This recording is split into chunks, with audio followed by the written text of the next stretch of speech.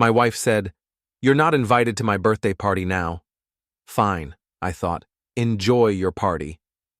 I'll be busy checking your browser history and finding out why my brother-in-law thinks our guest room is his personal crash pad. Let me back up. I'm Jack Everett, 43 years old, and I fix cars for a living. My hands are permanently stained with grease, my back aches from crawling under engines, and apparently, my wife Lila thinks I'm not good enough for her precious social circle anymore. It started 3 weeks ago when her brother Danny showed up at our door with 2 black eyes, a duffel bag, and a sob story about his girlfriend kicking him out. Again. Danny's 38 years old and has never held a job longer than 6 months. He's got this entitled attitude that makes my teeth itch, like the world owes him something just for existing. "Jack, Danny needs a place to stay," Lila announced, not asked. She was standing in our kitchen wearing her fancy work clothes, looking like she'd rather be anywhere but having this conversation with her grease monkey husband. "For how long?" I asked, though I already knew the answer would be vague. "Just until he gets back on his feet." Danny grinned at me from behind her, that smug little smile that said he knew I wouldn't say no, not with Lila watching. "Sure," I said. "Guest room's upstairs." That was my first mistake. Within a week, Danny had made himself completely at home. He was eating our food, using our Netflix account, and leaving his dirty dishes in the sink for Lila to clean up. When I mentioned maybe he should contribute to groceries, Lila shot me a look that could freeze hell. "He's family, Jack. He's going through a rough time." Danny was always going through a rough time. That was his specialty. The real problem started when our friends Mike and Jennifer came over for dinner. We'd been having them over every Friday for 3 years. Mike works construction, Jennifer's a nurse, and they're good people. Salt-of-the-earth types who don't put on airs. Danny decided to join us for dinner without being invited. "So, what do you do for work, Danny?" Mike asked, trying to be polite. "I'm between opportunities right now," Danny said, cutting into the steak I'd paid for. "The job market's really tough for creative types." Creative types. Danny's last job was stocking shelves at a grocery store. "What kind of creative work?" Jennifer asked. "I'm working on some music projects, waiting for the right opportunity." I watched Mike and Jennifer exchange glances. They knew bullshit when they heard it. "That's cool," Mike said diplomatically. "Jack here's pretty creative too. You should see some of the custom work he does on classic cars." Danny barely looked up from his plate. "Yeah, working with your hands is nice and all, but I'm talking about real creative work. Artistic expression." The temperature in the room dropped about 10 degrees. "Right," I said. "Because fixing a 1967 Mustang engine isn't artistic at all." Lila kicked me under the table. After Mike and Jennifer left, Lila cornered me in the kitchen. "Why were you so rude to Danny?" "Me? He basically just insulted what I do for a living in front of our friends." "He didn't mean it that way. You're being too sensitive." Too sensitive. That became her favorite phrase over the next 2 weeks. Danny kept making these little comments about blue-collar work being honest but limited, about how some people were meant for bigger things, about how he couldn't understand people who were satisfied with such simple lives. Each time, Lila defended him. Each time, I was being too sensitive. The breaking point came last Friday. Mike and Jennifer showed up for our usual dinner, but this time they seemed different, distant. Danny was holding court at the dinner table, telling some elaborate story about a music producer who was very interested in his demo tape. Complete fiction, of course, but he told it with such conviction that you almost wanted to believe him. "So anyway," Danny continued, "this producer says to me, 'Danny, you've got something special. Most people are content with mediocrity, but you've got vision.'" He looked right at me when he said, "mediocrity." Mike cleared his throat. "Actually, Jack, we need to talk to you about something." My stomach dropped. Mike's tone was serious. "What's up?" Jennifer looked uncomfortable. "It's about what Danny told us last week." I looked at Danny, who was suddenly very interested in his mashed potatoes. "What did he tell you?" He said you've been having some financial troubles, Mike said carefully. That you might need to borrow money from us. The room went dead silent. He said you were too proud to ask directly, Jennifer added, so he was asking for you. I felt my face getting hot. Danny asked you for money? $500, Mike said. He said it was for car repairs, but that you were embarrassed about not being able to afford them. I turned to look at Danny, who was now staring at his plate like it contained the secrets of the universe. Danny, I said quietly, did you ask my friends for money? It wasn't like that, he mumbled. Then what was it like? Lila jumped in. Jack, don't make a scene. A scene? He asked my friends for money and told them I was broke. I was just trying to help, Danny said, finally looking up. I know things have been tight around here. Things aren't tight. We're doing fine. Are you? Danny asked. Because Lila mentioned that you guys have been arguing about money lately. I looked at my wife. She was staring at her hands. Lila? What did you tell him? Nothing important, she said quickly. Just that we've had some discussions about the budget. Some discussions about the budget, like when she wanted to spend $3,000 on new furniture and I suggested we wait a few months. That kind of discussion. Mike and Jennifer were looking like they wanted to be anywhere else. Look, Mike said, standing up. Maybe we should go. This seems like family business. No, stay, I said. I want to clear this up. Danny, did you or did you not ask my friends for money? Danny's face was getting red. I was trying to help you out, Jack. You don't have to be such an ass about it. I'm being an ass? You lied to my friends about my financial situation and tried to borrow money from them. It's not borrowing if I was planning to pay them back. With what money? You don't have a job. I have prospects. You have bullshit. Lila slammed her hand on the table. That's enough. Both of you. But I was just getting started. 3 weeks of this entitled little parasite living in my house, eating my food, insulting my work, and now trying to scam my friends had finally pushed me over the edge. No, it's not enough, I said, standing up. I want him out. Tonight. Jack, he's my brother. I don't care if he's the Pope. He's a lying, freeloading piece of garbage, and I want him out of my house. Danny shot to his feet. You can't talk to me like that. I just did. Pack your stuff. Lila, are you going to let him talk to your family like this? Lila looked torn. For a second, I thought she might actually take my side. Then she said, Jack, you're being unreasonable. Danny made a mistake, but he's family. That's when I knew I'd lost her. Mike and Jennifer left without finishing dinner. I could see in their faces that they were done with our Friday night tradition. Done with the drama. Done with us. The next morning, I found out just how done they were. I was at my shop when my phone rang. It was Tom Bradley, another friend from our circle. Tom and his wife Lily had been planning to come to Lila's birthday party next weekend. Hey Jack, I need to talk to you about something. What's up? Lily and I aren't going to be able to make it to Lila's party. Everything okay? There was a pause. Look, Mike called me last night. He told me about what happened at dinner. My stomach sank. Tom, let me explain. He said Danny asked them for money, claiming you needed it, and that you went ballistic when you found out. That's not exactly how it happened. He also said Danny's been living with you guys and talking trash about people who work with their hands, making Mike feel like shit about his construction job. I rubbed my forehead. Tom, Danny's an idiot. I don't agree with anything he says. But you're letting him stay in your house. Lila insisted. He's her brother. And when Mike tried to help you out, thinking you needed money, you screamed at everyone instead of just saying thanks but no thanks. That wasn't how it happened, but I could see how it might look that way to someone who wasn't there. Tom, come on, you know me better than that. I thought I did, but Lily doesn't want to be around that kind of drama, and honestly, neither do I. The line went dead.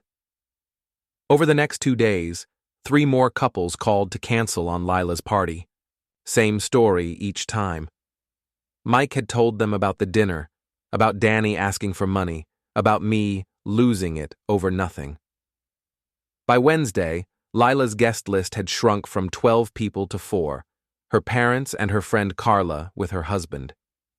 "This is all your fault," Lila said that night. She was sitting at the kitchen table with her laptop, probably trying to figure out how to salvage her party. "My fault? Your brother scammed our friends. He made a mistake.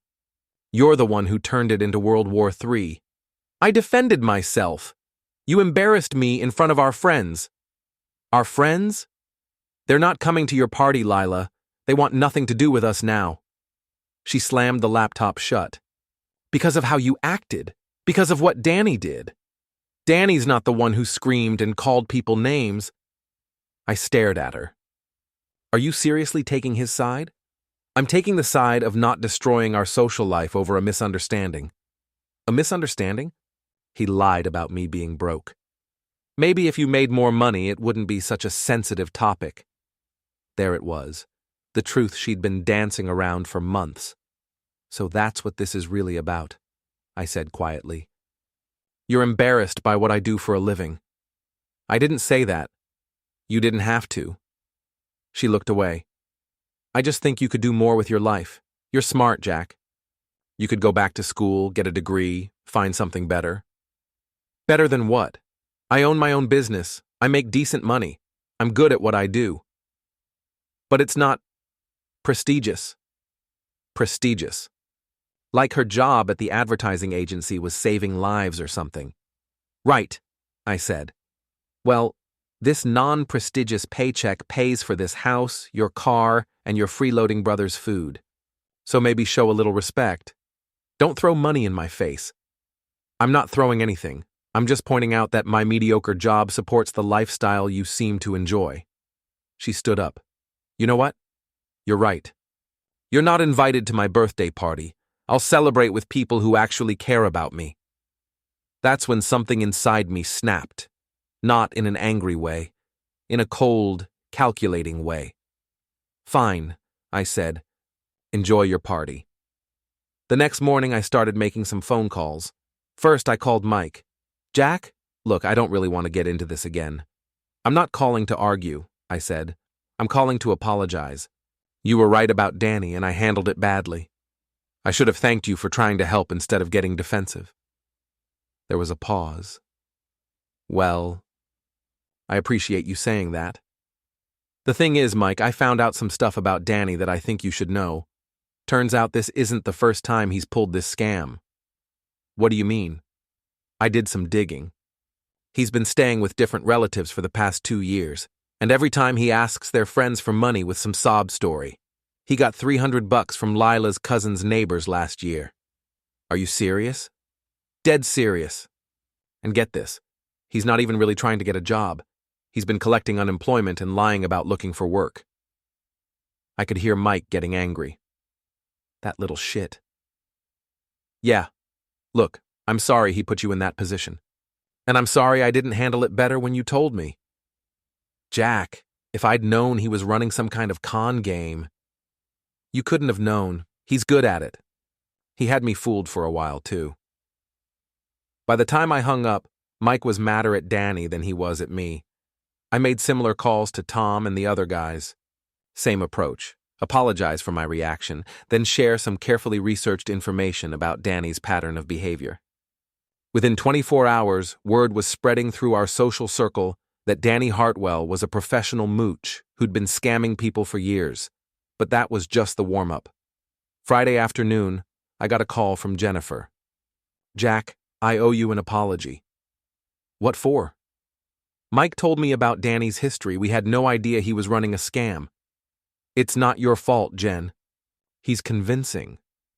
Still, we should have talked to you directly instead of just believing him." Water under the bridge. "Listen, we were thinking maybe we could do something for Lila's birthday after all. I know her party got canceled." Canceled. That was interesting. Lila hadn't mentioned that. "What did you have in mind?" "Well, What if we threw her a surprise party? Tomorrow night at Murphy's Bar. We could invite everyone, make it a real celebration. Murphy's Bar. Perfect. That sounds great, Jen. But let's keep it a surprise. Don't tell Lila. Of course not. That's the point. Saturday evening, I told Lila I was going out for a few beers with Mick, my employee. Fine, she said. She was in a foul mood. Apparently, her parents had canceled on her birthday dinner, and Carla was sick. She was spending her birthday alone, watching Netflix. Maybe Danny can keep you company, I suggested.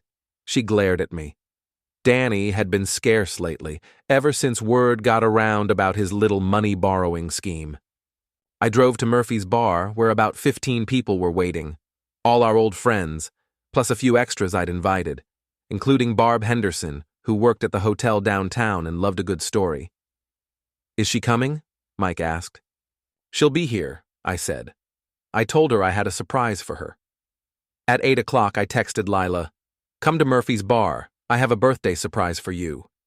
She texted back, "Not in the mood." I called her. "Lila, just trust me on this. Come to Murphy's." Jack, I don't want to be around a bunch of drunk guys watching sports. It's not like that. Please, just come. She sighed. Fine, but this better be good. 20 minutes later, Lila walked into Murphy's Bar wearing a nice dress and a skeptical expression. "Surprise!" everyone yelled. Her face lit up. For a moment, she looked genuinely happy. "Oh my God, you guys!" She started hugging people, tears in her eyes. "I thought you were all mad at me." "We were never mad at you," Jennifer said. "We were mad at the situation. But that's all cleared up now," Mike added, giving me a meaningful look. Lila looked confused but pleased. "I can't believe you organized this, Jack." "Well, I had help," I said. "Everyone wanted to celebrate your birthday properly." For the next hour, it was like old times. People were laughing, buying drinks, telling stories. Lila was the center of attention, which she loved. Then I stood up and tapped my beer bottle with a knife. "Excuse me, everyone. I'd like to say a few words about my wife." The bar got quiet. Lila was beaming. "Lila and I have been married for 8 years," I began, "and in that time, I've learned a lot about her, about what she values, what she thinks is important." Lila nodded, still smiling. "For instance, I've learned that she thinks some jobs are more prestigious than others, that working with your hands is fine, but it's not really ambitious." Her smile faltered slightly. "I've also learned that family is very important to Lila, so important that she'll defend them even when they're lying, cheating, or stealing." Now she looked worried. "Take her brother Danny, for example. Great guy, real go-getter. Did you know he asked Mike and Jennifer for $500 last week? Told them I was broke and too proud to ask for help myself." The crowd murmured. Some people looked shocked. "But that's not the best part," I continued. "The best part is that this wasn't Danny's first time pulling this scam. Turns out he's been living off various relatives for 2 years, asking their friends for money with different sob stories each time." Lila's face was pale. "Jack, what are you doing?" "I'm sharing what I've learned about family loyalty," I said. "See, when Danny scammed our friends, Lila defended him. When our friends stopped talking to us because of it, she blamed me for overreacting." "Jack, stop. When our friends canceled her birthday party because they didn't want to deal with the drama, she said it was my fault for not being understanding enough." People were starting to look uncomfortable. "But here's the thing that really gets me," I said, my voice getting louder. "When she thought our friends were gone for good, she told me I wasn't invited to her birthday party anymore. Said she'd celebrate with people who actually cared about her." The bar was dead silent now. So, imagine my surprise when I found out that there was no party. Her parents canceled. Her friend Carla canceled. She was planning to spend tonight alone, watching Netflix, because everybody in her life was sick of dealing with her entitled, freeloading brother and her complete inability to see what a piece of shit he is. Jack, please stop, Lila whispered. But wait, there's more, I said, like a TV commercial. Barb, you want to tell everyone what you told me yesterday? Barb Henderson looked nervous, but excited. She loved being the center of attention. Well, I work at the Marriott downtown, she said, and I've seen Lila there a few times over the past couple months, with a guy who's not Jack. The silence in the bar was deafening. Lila's mouth fell open. Barb, that's not what you think. Room 237, Barb continued, warming to her audience. Always the same room, always paid for with a credit card belonging to Evan Cross. I remember because it's an unusual name. I pulled out my phone and showed the crowd a screenshot. Evan Cross, creative director at Lila's advertising agency. Married, 2 kids, lives in the suburbs. Lila was shaking her head. It's not what you think. We were working on a project. What kind of project requires a hotel room? Tom asked. A very hands-on project, apparently, I said. The kind that requires afternoon meetings 3 times a week for 2 months. Lila looked around the room at all the faces staring at her. Some shocked, some disgusted, some just sad. You're all believing this? She said desperately. You're taking his word over mine? I'm not asking them to take my word for anything, I said. Barb saw you. The hotel has records. Your credit card has charges from restaurants near the hotel on the same days. You went through my credit card? It's a joint account. I have every right. She turned to Jennifer. Jen, you know me. I wouldn't do this. Jennifer looked uncomfortable. Lila, I don't know what to think. This is insane, Lila said. You're all just going to believe him? Are you denying it? Mike asked quietly. Lila opened her mouth, then closed it, then opened it again. It's complicated, she finally said. That was all the confirmation anyone needed. Complicated, I repeated. That's one word for it. Lila's eyes filled with tears. Jack, can we talk about this privately? Why? You didn't want to talk privately when you were defending Danny. You didn't want to talk privately when you were disinviting me from your birthday party. That was different. How? Because this is our marriage. Was, I said. This was our marriage. I reached into my jacket and pulled out an envelope. Divorce papers, I announced to the crowd. Filed yesterday. Lila, you're officially served. I handed her the envelope. She took it with shaking hands. You want to know the really funny part? I said. I hired a private investigator to follow you and Evan. Turns out Evan's wife hired the same guy to follow Evan. We got a group discount. Someone in the crowd snorted with laughter. Evan's wife is filing for divorce too, I continued. And since Evan was using company resources to conduct his affair, company credit card, company time, company equipment, he's probably going to get fired. Lila sank into a chair. You destroyed my life. No, you destroyed your life. I just made sure everyone knew about it. This is cruel, Jack. You know what's cruel? Cheating on your husband and then telling him he's not good enough to attend your birthday party. I was angry. So am I. She looked around the room one more time, at all the people who used to be her friends. They were looking at her like she was a stranger. I can't believe you did this, she whispered. Believe it, I said. Oh, and one more thing. Danny's moving out tomorrow. I'm having the locks changed, and if he sets foot on my property again, I'm calling the police. Where is he supposed to go? Not my problem. Maybe he can stay with Evan. Oh, wait. Evan's wife kicked him out this morning. I raised my beer bottle. Happy birthday, Lila. Hope it was everything you deserved. The crowd was quiet for a moment. Then Tom started clapping. Then Mike. Then everyone else. Lila stood up, clutched the divorce papers to her chest, and walked out of the bar. I never saw her again. The divorce was finalized 3 months later. Lila moved back in with her parents. Danny disappeared, probably to scam some other relative in another town. Evan got fired and had to take a job selling insurance. Me? I kept my auto shop, kept my friends, and kept my dignity. Sometimes the good guys win. Win. Win. Win. Win.